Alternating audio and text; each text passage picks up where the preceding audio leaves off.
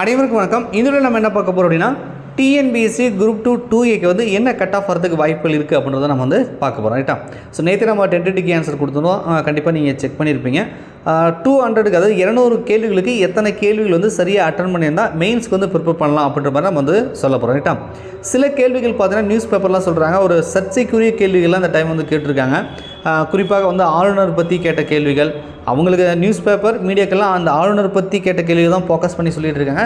ஆக்சுவலாக வந்து நிறைய கேள்விகள் வந்து பார்த்தீங்கன்னா கொஞ்சம் டிஃப்ரெண்ட்டாக கேட்டிருக்காங்க. சில இதெல்லாம் வந்து எதிர்பார்க்காத பகுதியிலலாம் வந்து கேள்வி கேட்டிருக்காங்க. மேக்ஸிமம் நம்ம டிஎன்பிஎஸ்சி எக்ஸாமில் நம்ம ப்ரிப்பேர் பண்ணுறேன். இந்த பகுதி முக்கியம். உதாரணத்துக்கு உங்களுக்கு புரியுற மாதிரி சொல்லணும் அப்படின்னா யூனிட் 9 வந்து பார்த்திங்கன்னா இப்போ ரீசெண்டாக அந்த எக்ஸாம்லாம் ஸ்கீம் வந்து கேட்டிருந்தாங்க. ஸ்டேட் கவர்மெண்ட்டு சென்ட்ரல் கவர்மெண்ட்டுக்கான ஸ்கீம் நிறைய வந்து கேட்டிருந்தாங்க. ஏன்னா நம்ம இந்த டைம் ஸ்கீமுக்கு வந்து நிறைய பேர் இம்பார்ட்டன்ட் கொடுத்து படிச்சுன்னு போயிருப்பீங்க. ஆனால் அங்கே போய் பார்த்தா வரல. ஸோ சில இதெல்லாம் வந்து பார்த்திங்கன்னா இதில் இம்பார்ட்டண்டான பகுதி இதெல்லாம் வந்து இதில் வந்து நிறைய கேள்விகள் வரும் அப்படின்ற மாதிரி நீங்கள் இப்போ ப்ரிப்பேர் பண்ணிட்டு போயிருப்பீங்க. அங்கே போய் பார்த்தா ஒன்றுத்துக்கும் உதவாத பகுதியிலேருந்து கேள்வி கேட்டு வச்சுருக்கான். அது இல்லாமல் கொஞ்சம் ட்விஸ்டடாகவும் கேட்டிருக்கான். சயின்ஸில் வந்து ப்ராப்ளமேட்டிக்லாம் வந்து கேட்டு வச்சுருக்காங்க. ஸோ இது மாதிரி வந்து கொஞ்சம் மாற்றி வந்து கேட்டிருக்கிறதுனால இந்த டைம் வந்து தேர்வு வந்து கொஞ்சம் கடினம் அப்படின்ற மாதிரி தான் எல்லாருமே வந்து சொல்லிகிட்டு இருக்காங்க. ரைட்டா? சரி, அது எத்தனை பேர் எழுதுனாங்க, எவ்வளோ பேர் ப்ரெசென்ட் ஆனாங்க, எப்படி என்னன்றதெல்லாம் நீங்களே ஏற்கனவே நிறைய வீடியோக்கள் பார்த்துருப்பீங்க. நாம் கட் ஆஃப் என்ன வரத்துக்கு வாய்ப்புகள் இருக்குது அப்படின்றத நம்ம வந்துடுவோம். ஓகேங்களா? சரி, இப்போ குரூப் 2 அதாவது இப்போ நம்ம வந்து ப்ரிலிமினரி எக்ஸாம் எழுதிருக்கோம் இல்லையா, இதுக்கு வந்து காமன் எக்ஸாம். இப்போ இது நீங்கள் இதை கிளியர் பண்ணிங்க அப்படின்னா இதில் வர கட் ஆஃபை பேஸ் பண்ணி நீங்கள் குரூப் 2க்கு வந்து எலிஜிபிள் ஆகலாம் அல்லது குரூப் 2ஏக்கு எலிஜிபிள் ஆகலாம். நீங்கள் டாப் ரேங்க்கில் வரீங்க அப்படின்னா ஸோ நீங்கள் அதாவது குரூப் 2க்குலாம் செலக்ட் ஆகுறீங்க அப்படின்னா ஸோ நீங்கள் வந்து குரூப் 2வும் எழுதலாம், குரூப் 2ஏவும் எழுதலாம். பட் நீங்கள் வந்து ஓரளவுக்கு கட் ஆஃப் கம்மியாக எடுத்திருக்கீங்க அப்படின்னா நீங்கள் குரூப் 2ஏ மட்டும் வந்து உங்களுக்கு எழுதுறதுக்கு அலோவ் பண்ணுவாங்க. அந்த மாதிரி தான் இருக்கும். ரைட்டா? இப்போ எந்த மெயின் எக்ஸாமுக்கு ப்ரிப்பேர் பண்ணுறது? இப்போ 2 மெயின் எக்ஸாம் இருக்குது. நான் வந்து குரூப் 2க்கு ஃபோக்கஸ் பண்ணவா, குரூப் 2ஏக்கு வந்து ஃபோக்கஸ் பண்ணவா? இதில் வந்து சின்ன கன்ஃபியூஷன் இருக்க தான் செய்யும். ரைட்டா? நான் என்ன சொல்ல வரேன்னா ஒரு 200 கேள்விகளுக்கு ரைட்டா இன்னும் அஃபிஷியல் ஆன்சருக்கு வரல. ஒரு ப்ரைவேட் அகாடமிக்குன்னு ஏதோ எல்லாருமே கிட்டத்தட்ட ஆவரேஜ் தான் பண்ணியிருப்பாங்க. ஏன்னா ஒவ்வொரு அகாடமிக்கும் பார்த்தீங்கன்னா அதில் ஒரு 2-3 கொஸ்டின் முன்ன பின்ன இருக்கலாம். சாலிடாக வந்து 200 கேள்விகளுக்கு ஒரு 157க்கு மேலே நீங்கள் கிராஸ் பண்ணியிருக்கீங்க அப்படின்னா ஸோ நீங்கள் வந்து குரூப் 2 மெயின் எக்ஸாமுக்கு ப்ரிப்பேர் பண்ணலாம். ரைட்டா? சார் 157லாம் வரல, எனக்கு 150க்குள்ளே வருது, ஒரு 147 148 வருது அப்படின்னா நீங்கள் குரூப் 2ஏக்கு வந்து ப்ரிப்பேர் பண்ணலாம். ரைட்டா? 157க்கு மேலே இருக்கிறவங்க குரூப் 2க்கு அதாவது குரூப் 2க்கு ப்ரிப்பேர் பண்ணுறவங்க குரூப் 2க்கும் குரூப் 2ஏக்குமே கூட நீங்கள் ப்ரிப்பேர் பண்ணலாம்.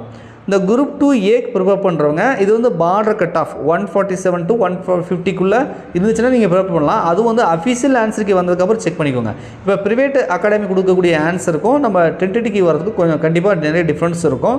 ஸோ நீங்கள் அஃபிஷியல் ஆன்சருக்கு வந்ததுக்கப்புறம் ஒரு 147க்கு மேலே போட்டிருக்கீங்க, ஒரு 150 சம்திங் ஆவரேஜாக வருது அப்படின்னா நீங்கள் குரூப் 2 கூட ப்ரிப்பேர் பண்ணலாம். ரைட்டா?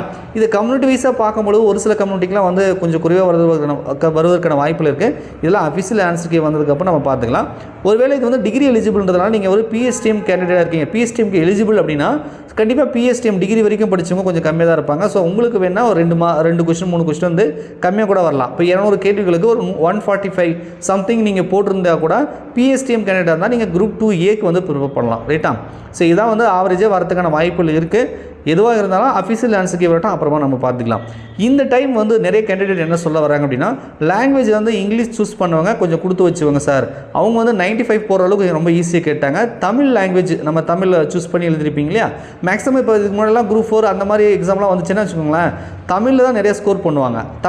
தமிழ் மேக்ஸு ஸ்கோர் பண்ணி போஸ்டிங் வாங்கணும் நிறைய பேர் இருக்காங்க. ஆனால் இந்த டைம் பார்த்தீங்கன்னா 90 அதாவது நம்ம அகாடமியில் நிறைய டெஸ்ட்லாம் போடுறவங்களாம் வந்து 90+, 95, 92 எடுத்தவங்க கூட இந்த டைம் பார்த்தீங்க அப்படின்னா ஒரு 80+ தான் எடுத்திருக்காங்க இப்போ குரூப் 2ல். காரணம் என்ன அப்படின்னா தமிழ்லே நிறைய கேள்விகள் வந்து உல்ட்டா பண்ணி கேட்டாங்க, தேவையில்லாத பகுதிகள் பழைய புக்கிலேருந்து நிறைய கேள்வி கேட்டிருக்காங்க, +1 +2 கேட்டிருக்காங்க, அப்படி இப்படின்னு. ஸோ சிம்பிளான கேள்விகள் ஆனால் வந்து கொஞ்சம் வித்தியாசமாக கேட்டிருக்காங்க, நிறைய பிரித்து எழுதுக அது மாதிரிலாம் கேட்டிருக்காங்க. ஸோ இதனால் தமிழ் லாங்குவேஜ் சூஸ் பண்ணவங்க இந்த டைம் வந்து ஸ்கோரிங் பண்ணுறது ரைட்டா கொஞ்சம் அவங்களுக்கு கஷ்டம், அவங்களுக்குலாம் கட் ஆஃப் கம்மியாக வரும். இந்த டைம் சுருக்கமாக சொல்லணும் அப்படின்னா இங்கிலீஷ் லாங்குவேஜ் சூஸ் பண்ணவங்க இந்த டைம் நிறைய பேர் வந்து மெயின் எக்ஸாமுக்கு வந்து எலிஜிபிள் ஆகிறதுக்கான வாய்ப்புகள் இருக்குது. ரைட்டா? தமிழ் சூஸ் பண்ணவங்க கொஞ்சம் வந்து கஷ்டம் தான், ஏன்னா அவங்களுக்கு தான் தமிழ் ரொம்ப டஃப்பாக கேட்டாங்க இல்லையா. ஸோ அதனால் அவங்க வந்து கொஞ்சம் கம்மியாக தான் செலெக்ஷன் ஆவாங்க. இதனால் பிஎஸ்டிஎம் கோட்டா இருக்குது. ஸோ பிஎஸ்டிஎம் இருக்கவங்க ஒன்றும் பிரச்சனை இல்லை. பிஎஸ்டிஎம் இல்லாமல் தமிழ் லாங்குவேஜ் சூஸ் பண்ணவங்களுக்கு கொஞ்சம் கஷ்டம் தான். ரைட்டா? சரி, அதெல்லாம் அப்புறம் பார்த்துக்கலாமா. நான் சொன்னது ஒரு ஆவரேஜாக தோராயமாக தான் சொல்லிட்டு இருக்கேன். இதில் மாற்று கருத்துக்கள் இருக்கும். ஸோ அதனால் இந்த கட் ஆஃப் வராது, இதை விட கம்மியாக வரும், இல்லை இதை விட அதிகமாக வரும் அப்படி இப்படின்னு நீங்களா கமெண்ட்ஸில் வந்துட்டு சொல்ல வேண்டியதில்லை. ஏன்னா நான் சொல்கிறது வந்து ஃபிக்ஸ்டு கிடையாது, நம்ம ஒரு ஆவரேஜாக தான் சொல்கிறோம். ஏன்னா நீங்களும் ஏதோ சொல்கிறீங்கன்னா உங்கள் மனசுக்கு ஒரு தோணும் இந்த அளவுக்கு வர்றதுக்கு வாய்ப்பு இருக்குன்னு. ஸோ நீங்களும் ஒரு கெஸ்ஸிங்கில் தான் சொல்லுவீங்க, நானும் ஒரு கெஸ்ஸிங்கில் தான் சொல்கிறேன். ஃபிக்ஸடாக யாரும் சொல்ல முடியாது. எல்லாருக்கும் ஒரே விஷயம் என்ன அப்படின்னா அஃபிஷியல் ஆன்சருக்கே வரல, அதுக்குள்ளே கட் ஆஃபா அப்படின்ற மாதிரி தான் எல்லாருக்கும் தோணும். பட் இதனால் நிறைய பேர் வந்து கேட்குறதுனால மேபி இந்த ரேஞ்சுக்கு வரதுக்கு வாய்ப்பு இருக்குது அப்படின்றத நான் வந்து சொல்லியிருக்கேன். ஓகேங்களா? நன்றி, வணக்கம்.